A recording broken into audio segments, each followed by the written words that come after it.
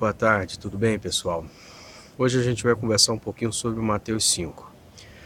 Mateus 5 já é o Sermão do Monte, o famoso Sermão do Monte. E hoje a gente conversa somente primeiro iniciozinho do sermão, são os primeiros versículos. E ele começa a falar sobre as bem-aventuranças. Mas há duas coisas que eu queria chamar a atenção.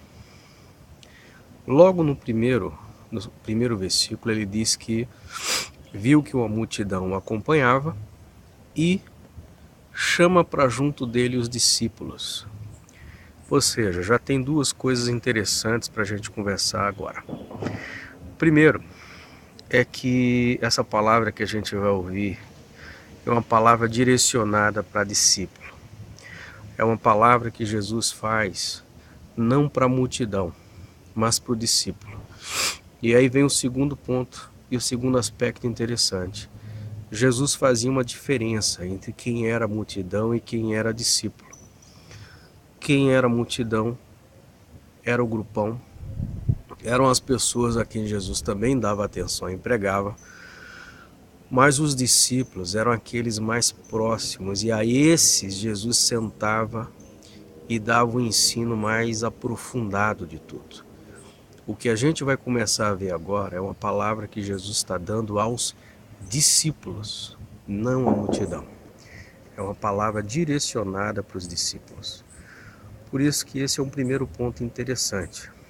Quem vai ler Mateus 5, leia na perspectiva de uma palavra para você, para quem não se considera multidão, para quem não se considera no povão, para aqueles que estão decidindo a viver e a começar uma vida dentro do discipulado. É uma palavra específica. E é interessante que diz a Bíblia que Jesus assentou-se, e porque assentou-se, os discípulos se aproximaram. Eu imagino, e aí é só imaginação, que a forma como Jesus se sentou naquele dia deu a eles a entender de que ele iria ensinar. Por isso eles se aproximaram já nessa expectativa. Jesus vai conversar alguma coisa, e foi a forma como ele fez isso, fez com que os discípulos se aproximassem nessa expectativa do que ele iria falar. E aí finalmente ele começa falando. E ele começa falando sobre as bem-aventuranças, começa dizendo, em outras palavras, que tipo de gente, ou melhor ainda, pensando e lembrando que ele está falando para discípulo, que tipo de discípulo é feliz? O discípulo feliz é aquele que tem essas características, e hoje eu vou ler, e fiz questão de ler na Bíblia a Mensagem, que é uma Bíblia com linguagem mais contemporânea. E ele diz assim, vou tentar posicionar aqui.